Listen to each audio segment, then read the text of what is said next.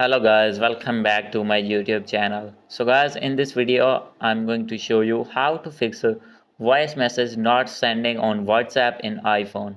So guys, if you're using iPhone, and here you can see when I am going to send any voice message, then you can see here facing this issue again and again.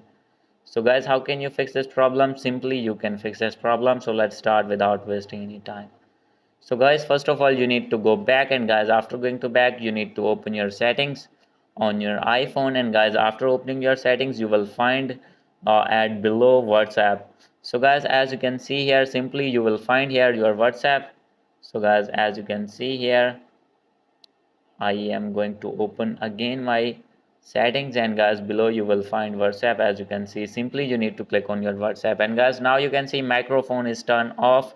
So guys, simply you need to turn on this. As you can see, I am going to turn on with my mouse, and guys, now you need to go back, and guys, I am going to open my WhatsApp, and guys, now I am going to do any voice message. So guys, as you can see here, now I have successfully fixed this problem in my iPhone. Hope you like this video. If you like this video, please do subscribe, comment and share. Thank you.